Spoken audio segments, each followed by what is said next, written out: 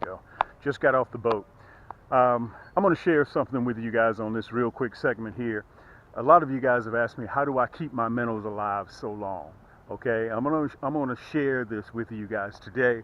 A little quick tip, several quick tips actually, that will help you keep your minnows alive longer. I don't know about you guys, but this has happened to me more than and on one occasion.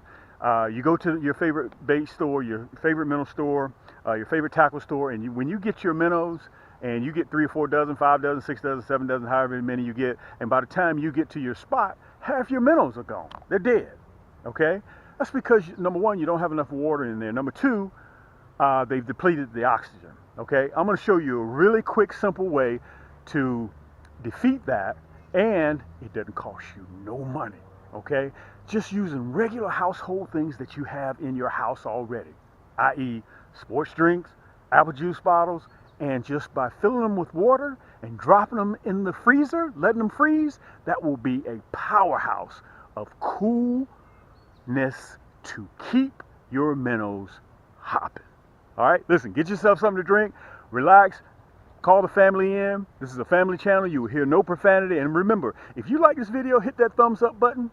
Share it with everybody. Right below this video, you'll see a red button that says subscribe. Hit that red button, and when you hit that red button, a bell will come up. Make sure you click that bell, because all the way we're getting ready for fall, when the big girls start getting ready to put on weight, okay? So you don't want to miss no episode that I got coming out. But I'm getting ready to sit down, and I'm going to show you step for step exactly what to do, and it costs you no money just by dropping an item in the freezer for a few hours. Boom, and you're ready to go catch fish. All right, sit back, relax. Thanks for joining us, guys. Hold tight. I'm going to show you. It's very important. Generally you use this to keep your minnows in. This is good for transporting minnows. Okay, when you pick them up at the bait store, but when you get to your favorite spot, you need to use this as transport. But when you get to your spot, you need to get you a 5-gallon bucket. Okay. Why do you want a 5-gallon bucket? Because when you have a 5-gallon bucket, it equals more water, which equals more oxygen. Okay, so if you got 2, 3, 4, 5 dozen minnows and you got them in that bucket, they're going to deplete that oxygen really quick. Even if you still have an aerator, okay, they need more water. More water, more oxygen. That's just plain and simple. Okay, it's very important that you guys remember that. Okay, now an aerator is very important. That is key in order to keeping your minnows alive longer.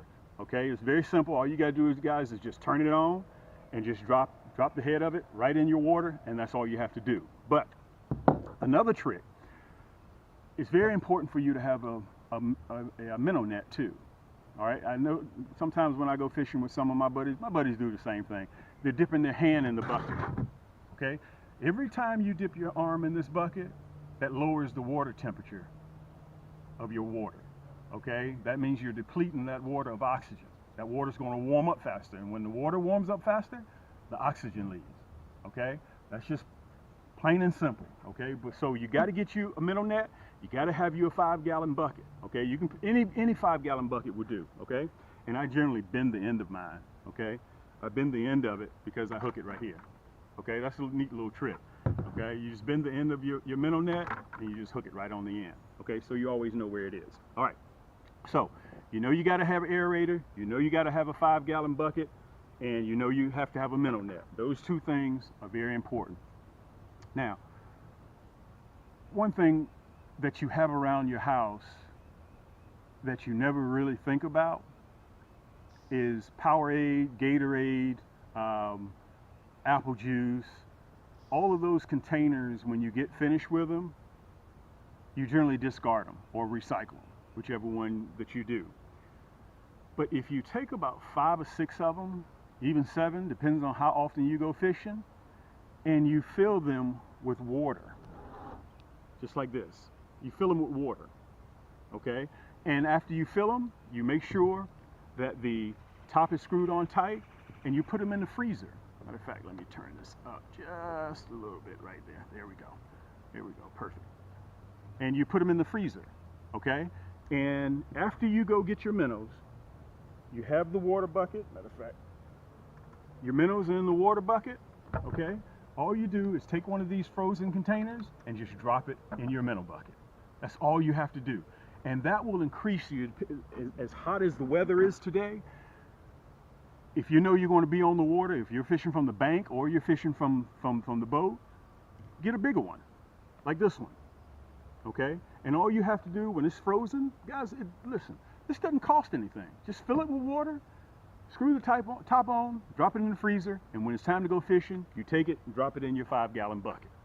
This will extend your minnows for 48 hours, okay? And listen, when you see it's low and you can feel your bucket warming up, just get another one. Pull this one out, drop the other one in, okay? Little tips like that will help you land more crappie in the boat, okay? It's just the little things. And that's what we at Cam's Crappie Hole, we're designing to do. You can get these at any bait and tackle store, okay? You get these for transportation. Even if you're coming home and you don't have a 5-gallon bucket,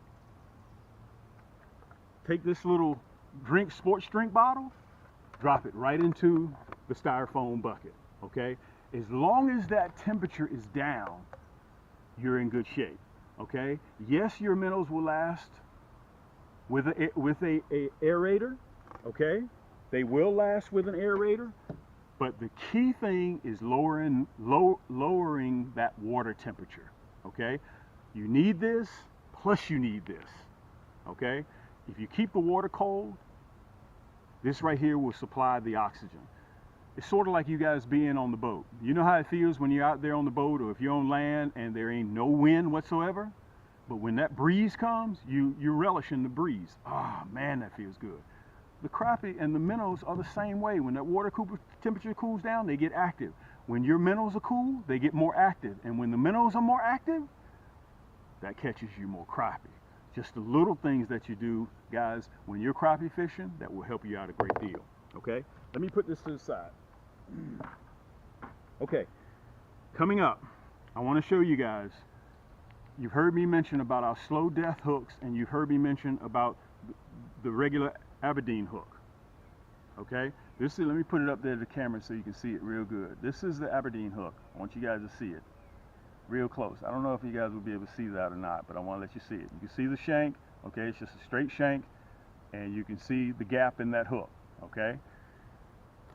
Guys, I want to introduce you guys to our slow death, okay? Slow death. This is the deadly blood red. Let me see if I can show you the difference in the shank between the two. You see that? That's that slow death. Look at that shank. Can you guys see that shank? Let me hold it up there to the camera so you can see that shank. You see how it's curved? That's why we call it the slow death crappie hook, okay? With that evil point. Very, very evil point. Let me see if I can show it to you so you can see that rotating shaft. You guys, can you see that rotating shaft? I want to make sure you guys can see that really good, okay? And I also have it in a platinum black. Let me see if I can show it to you. This is it in a platinum black.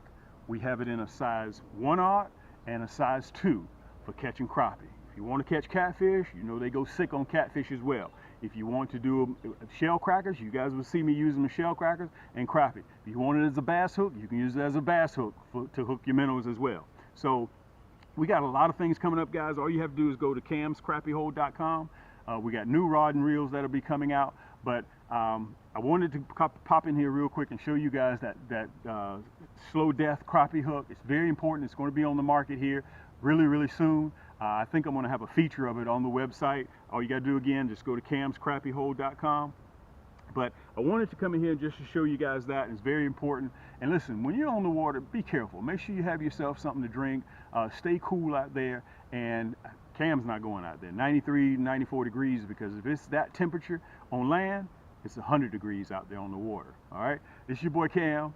That's the Crappie Hole. And until next time, guys, keep those lines tight, keep those hooks wet, and we'll see you on the next turn.